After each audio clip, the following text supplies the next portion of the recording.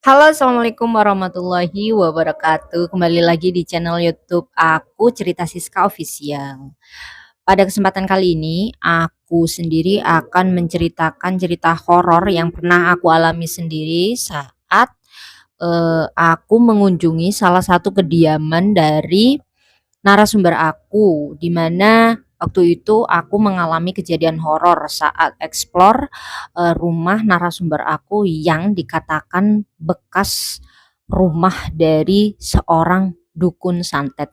Bagaimana cerita lengkapnya? Jangan di-skip, tonton video ini sampai habis. Jadi itu aku pun punya pengalaman pribadi ya, di mana waktu itu ada salah satu narasumber aku yang memang ingin, berbagi cerita horornya kepadaku. Jadi aku itu kalau bersama narasumber aku itu kan sering, bertatap muka ya, karena memang, ketika aku menggali informasi tentang cerita-cerita horor itu aku sering bertatap muka dengan narasumber aku, semua narasumber aku. Nah, kali ini itu aku mau menceritakan tentang narasumber aku yang mana memiliki cerita ketika dia tinggal di salah satu rumah yang mana rumah tersebut dikatakan rumah bekas dukun santet. Nah, ceritanya itu bermula dari sebut aja ini namanya Mbak K ya. Mbak K ini tinggal di daerah K. Nah, di sana itu terkenal sebagai tempat pesugihan katanya.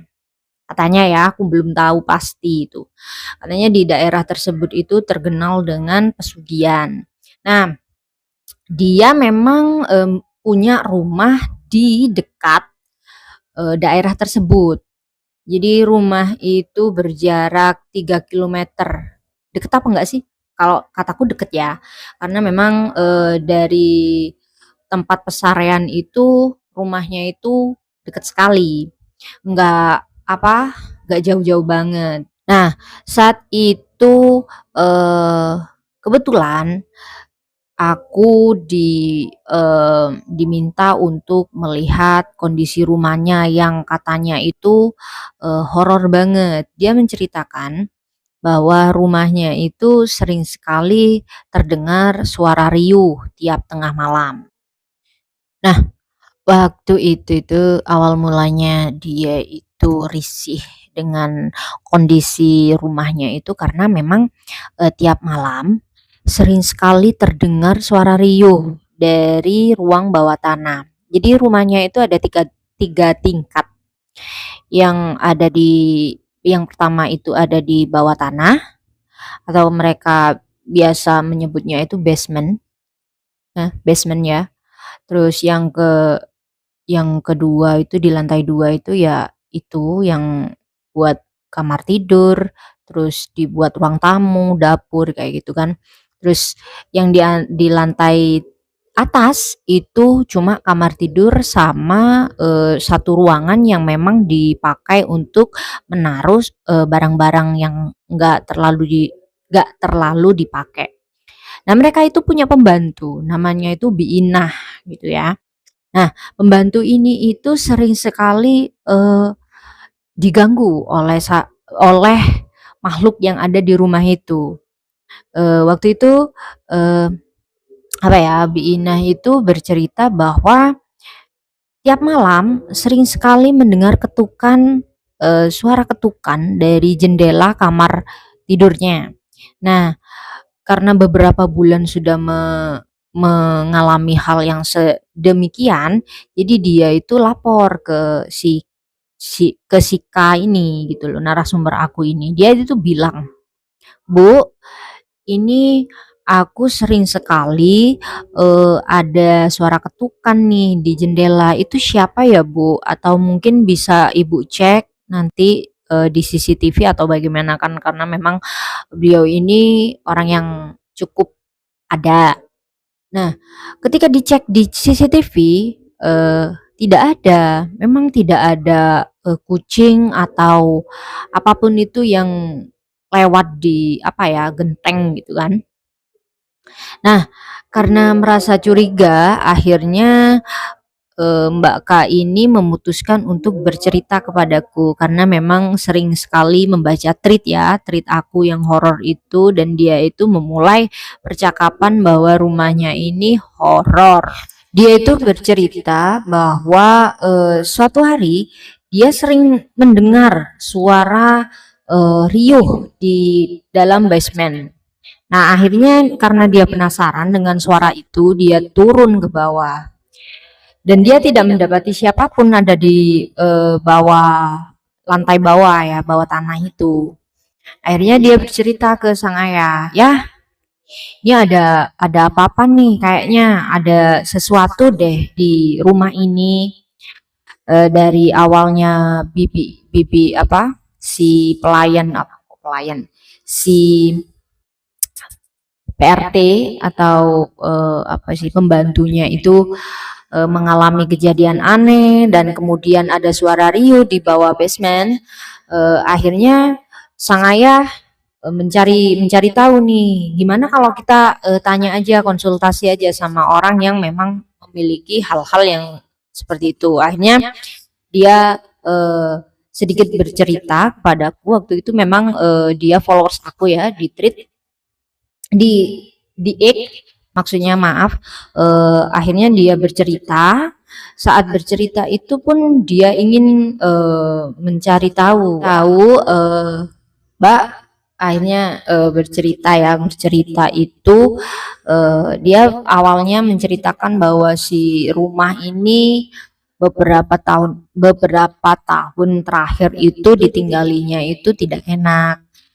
Bagaimana Mbak kalau misal Mbak ngecek nih bener nggak cerita cerita aku sama yang ada itu sama kayak gitu kan. Akhirnya aku disuruh ngecek tuh rumahnya, dan aku datang ke rumahnya.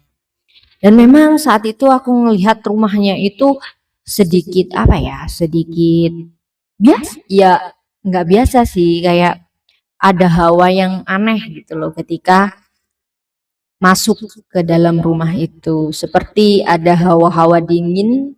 Dingin itu bukan dingin-dingin semilir angin, bukan, tapi dingin-dingin yang gimana kalian masuk ke ruang jenazah atau tempat-tempat pendingin kayak gitu, itu dinginnya seperti itu. Nah, waktu itu aku ngecek kan, habis ke kamar kamar tidur, terus dari ruang tamu ke kamar tidur, terus ke dapur, terus akhirnya ke bawah dulu, ke lantai bawah.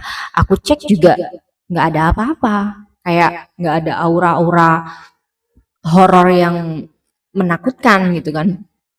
Akhirnya aku ke atas lagi. Nah, saat ke dapur itu suasananya udah nggak sama. Jadi temboknya di dapur itu lembab sekali. Jadi banyak lumut. Gimana ya? Jadi di dapur itu temboknya itu banyak lumut. Banyak lumut, lumutnya itu bukan lumut-lumut yang hijau ya, bukan. Jadi itu kayak ngerembes gitu loh, ngerembes, terus ada apa sih, kayak belentong-belentong, apa sih belentong-belentong. Jadi ada bercak gitu kayak air. Itu kan namanya lembab ya. Nah, tapi ketika aku melihat kanan kiri rumah itu tidak ada bangunan yang mepet. Biasanya kan rumah kalau kondisinya lembab itu karena memang kurang kurang cahaya atau kayak gimana. Itu enggak. Rumah itu enggak mepet sama sekali sama rumah sebelah. Jadi lembab itu dari mana aku juga nggak tahu ya. Apa karena memang karena bangunannya yang memang kurang apa kayak gitu kan. Akhirnya aku naik ke tangga terus ke lantai atas. Di lantai atas pun aku waktu itu mendengar suara, memang ada suara wanita yang memang menangis saat itu. Tapi kita aku dan narasumberku itu, dia itu mereka itu sama sekeluarga gitu loh. Kita rame-rame ke atas, terus ngeliat kondisi kondisi ruangan di sana itu apa, dan bener-bener ada suara wanita nangis waktu itu.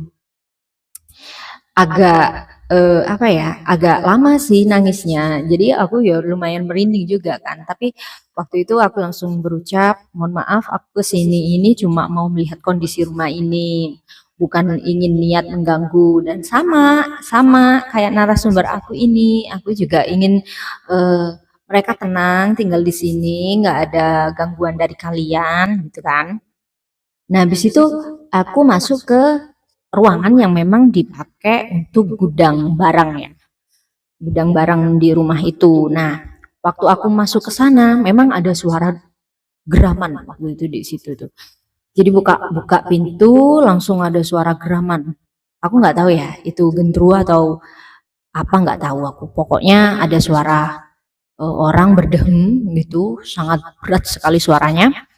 Dan si narasumber aku itu sampai takut, lari dia ke bawah. Akhirnya karena si narasumber aku ini takut, akhirnya aku ikut juga turun kan ke bawah.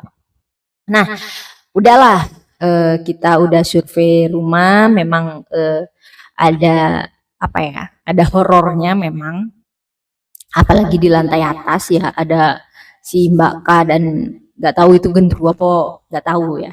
Yang penting seperti itu kondisinya. Nah, kita duduk nih, duduk di ruang tamu, kita apa, cerita-cerita waktu itu, cerita-cerita, aku ngobrol begini, sesuai pengalaman aku ketika aku datang ke rumah teman aku, narasumber aku yang rumahnya memiliki kejadian serupa, sering aku seperti ini, jadi aku ngasih tahu langkahnya gitu kan, untuk ngerukiah atau kayak gimana gitu kan. Nah, habis itu ya udahlah ya, habis survei aku pulang. Terus si bapaknya ini bilang, anu Pak, ya anu Mbak Siska, kalau bisa 3 hari 3 hari lagi atau 7 hari lagi mampir dong. Ya dilihat-lihat aja rumahnya ini masih ada atau kayak gimana, terus kita itu harus gimana solusinya kayak gitu kan. Aku sendiri pun juga nggak bisa ngasih solusi yang banyak karena memang aku bukan ahlinya dari hal itu, namun aku bisa ngasih apa, sebagai wadah tampungan atau memang unek-unek mereka bisa mereka tuangkan kepadaku. Aku mungkin bisa memberikan sedikit informasi atau solusi kepada mereka. Nah, akhirnya beberapa hari kemudian itu aku datang ke rumah si narasumber aku ini. Nah, saat datang ini kan aku kan nggak, biasanya memang aku langsung datang gitu kan. Aku memang ngabari narasumber aku waktu itu, aku mau ke rumah kamu hari ini jam segini, itu kan. Si narasumber aku ini bilang, oh ya nanti mungkin cuma ada 1 orang di rumah gitu. Kalau enggak ayah, kalau enggak bapak, ya pembantuku gitu katanya. Oke lah. Aku datang, aku jalan ke sana. Habis itu di sana itu memang benar ada pembantunya, 1 pembantu. Jadi katanya itu bapak, ibu sama semuanya itu lagi keluar sebentar untuk berbelanja apa, berbelanja di mana gitu loh katanya. Jadi aku dibantu oleh pembantunya ini. Oke, singkat cerita, akhirnya aku masuk lah. Gak tahu ya mau ngapain gitu kan. Sama dia dibuatin teh. Habis itu aku keliling, aku bilang, Mbak, boleh nggak sih aku jalan-jalan? Tapi temenin ya, takutnya ada apa-apa gitu. Si Mbak, oh iya Mbak, nggak apa-apa silakan. Mbaknya juga bilang gitu, ya seperti manusia, seperti manusia, seperti manusia. Terus itu waktu itu jalan ke belakang, ke dapur, Mbak. Aku sempet ngobrol waktu itu sambil menunggu narasumber aku datang berbelanja itu, aku sambil ngobrol sama si Mbak ini tadi. Mbak, apa ini kenapa ya? Apa cuma perasaan aku saja, dapur ini itu kayak nggak enak gitu rasanya. Si Mbak itu bilang, oh iya Mbak, memang nggak enak. Di sini itu dulu itu saat zaman pas zaman Mbah gitu katanya. Mungkin ibu dari itu ya, ibu dari si narasumber aku ini kan, aku nggak tahu lagi.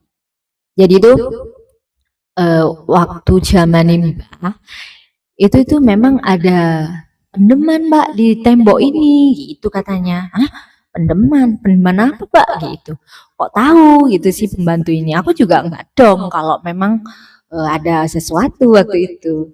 Akhirnya aku bilang, ah pendeman apa Mbak gitu. Si pembantu ini bilang, Mbak Sekar gitulah ya Mbak Sekar. Mbak Sekar ini bilang, ini tuh dulu Mbak, kalau orang zaman dahulu, kalau bangun apa-apa itu biar kokoh, biar ada pagerannya itu mesti dikasih sikap. Aku bilang, ah sikap, sikap apa Mbak? Aku gitu kan. Aku juga nggak ngerti maksudnya apa. Oh ternyata itu memang kalau aku tanya ke bapak aku sendiri itu memang bangunan-bangunan zaman dahulu itu pagerannya itu selain pageran gaib, ada juga pageran yang memakai raja nggak tahu ya raja apa ya nggak. Pokoknya itu sering ditaruh di tumpukan bata waktu masih pengerjaan bangunan kayak gitu ya, ditumpuk aja rajanya itu. Nah akhirnya si Mbak ini aku tanyain loh, Mbaknya kok bisa tahu? Katanya masih baru apa kerja di sini gitu. Terus si Mbaknya itu, oh iya aku tahu karena aku yang menghuni di sini gitu. Waduh, perasaanku udah nggak enak ya, paling Mbak ini bercanda aku gitu. Akhirnya ah masa Mbak ada rajanya, nggak percaya aku. Aku ngomong kayak gitu ke Mbaknya. Akhirnya dia itu ngambil palu, diambillah palu, terus dipukullah tembok itu. Ternyata bener ada raja di tembok itu. Seperti apa ya bentuknya itu lipatan putih, ditulis di kertas dan ada tulisan apa ya? Arab, bukan Arab, Arab sih nggak tahu aku Arab apa gimana, pokoknya raja. Itu tuh berbentuk ular. Aku takut dong, loh banyak kok tahu sih kalau di sini ada raja mbaknya ini jangan-jangan indigo aku bilang kayak gitu sih mbak itu cuma ketawanya itu melengking banget kayak suara kuntilanak emang bener. Akhirnya eh, aku jalan lah ya jalan mbaknya itu masih cerita di sini itu dulu itu apa tanah ini dulu itu tanah memang tanah panas katanya gitu. Hah? Tanah panas sih piye mbak? Aku gitu kan. Ya pokoknya tanah panas ini kayak tanaman yang memang tanah yang memang kotor gitu loh. Sering dipakai orang-orang yang buang orok apa sih kayak bayi bajang kayak gitu kan. Nah, akhirnya aku tanya banyak kok tahu sejarah dari tanah sini, apa orang orang penduduk sini gitu kan. Nah, si mbaknya ini langsung eh, bilang, ya aku tahu. Kenapa aku nggak tahu? Ya aku udah tahu di sini itu kayak gimana gitu kan. Ya udahlah kita ngobrol banyak karena aku tenggelam dari rasa penasaran. Jadi aku nggak mikir kalau itu setan atau kayak gimana. Enggak, aku udah tenggelam dalam rasa penasaran. Akhirnya waktu itu kita ngobrol, singkat ceritanya itu menuju ke lantai atas. Nah, di lantai atas itu si Mbak ini bilang gini, Mbak, jangan aneh-aneh kalau di sini gitu. "Ah, kenapa Mbak? Ya karena di sini itu ada Nyai Ratu gitu. Nyai Ratu apa gitu. Aku lihat kanan kiri karena memang kalau memang memang rumah itu misal ada Nyi Roro Kidulnya itu pasti kan ada itu kan ya apa gambar itu ya kalau nggak salah. Nah dia itu bilang di sini tuh ada Nyai Mbak, ada Nyai Ratu. Jadi jangan sembarangan kalau ngomong di sini. Oh, oke. Okay. Karena itu waktu itu aku memang manut dan kondisi di lantai atas itu memang hawanya itu panas banget. Aku sendiri pun kayak ini kenapa sih kok tiba-tiba hawanya itu nggak enak gitu kan. Nah, waktu itu aku denger banget suara kayak kayak kerikil jatuh di atas genteng. Heeh, ada apa? Ada kerikil jatuh. Aku pun terkejut kan. "Ah, ini Mbak denger nggak sih suara itu apa kayak pasir atau kerikil jatuh di atas?" Udah nggak apa-apa, itu memang rutinitas. Gitu sih Mbaknya. Aku pun, aduh kayaknya nggak enak nih aku ngobrol terlalu lama sama Mbaknya. Jadi karena memang udah berapa jam ya, udah 1,5 jam kalau nggak salah itu kita ngobrol, kita hanyut dalam pertanyaan masing-masing dan juga dia menjawab dengan lugas waktu itu tegas dan juga jelas. Ya ampun. Akhirnya kita turun, aku turun. Habis itu, Mbak, kayaknya aku nggak bisa lama-lama di sini deh, soalnya aku akan ada urusan lagi itu kan ke Mbak Sekar ini. Nah si Mbak Sekar ini, oh ya nggak apa-apa Mbak, nanti kalau memang Bapak sama Mbak Kai ini udah dateng, Mbaknya boleh deh apa? Nanti saya bantu pesenin gitu pesannya Mbak Siska. Akhirnya dia ngantar pulang sampai pintu depan. Nah, biasanya kan kalau kalau nggak tahu sih kalau menurut aku sih biasanya kalau tamu pulang itu kan tamu pulang baru ditutup ya. Itu enggak. Jadi aku belum pulang, belum pakai helm, dia itu udah nutup nutup pintu. Akhirnya aku, "Lah, Mbaknya kok nggak kayak biasanya gitu kan." Akhirnya ya udah aku mulai nyetater sepeda, di belakangku ada yang klakson. Din din. Lihatlah, ternyata mobil dari Mbak K dan Bapak juga, sekeluarga. Datanglah mereka. Terus mereka bilang, "Loh, Mbak Siska mau kemana?" gitu. "Oh, anu Bu, mau pulang. Tadi udah ditemenin sama Mbak untuk ngecek-ngecek lebih lama rumahnya dan Mbak juga pinter loh Bu, tahu kalau di tembok rumah itu ada itu apa ada raja katanya Bu." Jadi tadi itu di apa dipalu sama si mbaknya ini itu kan. Si ibu itu kaget. Hah? Terus si bapak itu juga kaget. Hah? Mbak Siska tadi sama siapa? Sama Mbak Sekar Bu di rumah. Loh, maaf Mbak. Dari tadi Mbak Sekar itu udah apa namanya? Udah izin ke kami kalau dia itu pulang kampung. Jadi nanti kalau misal Mbak Siska apa namanya? Mbak Siska udah datang, Mbak Siska suruh duduk di situ gitu loh. Enggak Bu, dari tadi juga aku ditemenin sama Mbak Sekar sampai pulang ini. Tadi udah nutup pintu buat aku gitu kan. Enggak Mbak, Mbak Sekar ini lagi keluar katanya gitu. Enggak Bu, jadi kita engkel-engkelan gitu loh kayak aku itu bersih tegang sama si ibunya. Enggak Bu, aku sama Mbak Sekar ada di dalam gitu kan. Si ibu bilang, enggak Mbak Sekar tadi itu anu pamit ke aku untuk beli tiket kereta. Lah, terus yang di dalam siapa Bu? Loh, enggak tahu Mbak Siska sama siapa gitu kan. Akhirnya Bapak masuk memang enggak keadaan enggak dikunci dan melihat memang di apa di dapur itu udah ada bekas palu. Aku pun sama si ibu itu takut kan, Bu coba dicek Bu, aku takut ada apa-apa karena memang aku sendiri pun juga takut kan. Misal eh, tadi itu sama setan, apalagi apalagi kayak gitu kan ceritanya. Ya pun aku takut. Akhirnya ya udah aku pulang dan pamit sama ibu di dalam rumah juga kondisinya udah baik, nggak ada barang hilang juga aku sendiri pun juga nggak enak karena memang waktu itu benar-benar Mbak Sekar yang masuk gitu kan.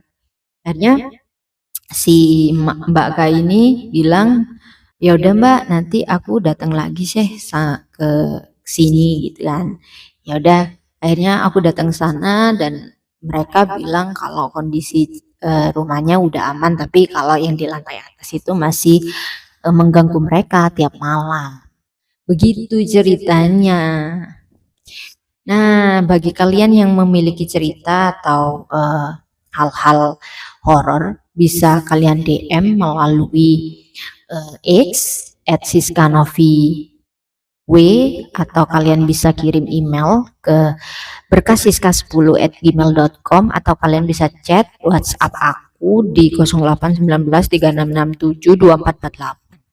Terima kasih karena sudah menonton video ini sampai habis, dan tunggu aku di video selanjutnya. Assalamualaikum warahmatullahi wabarakatuh.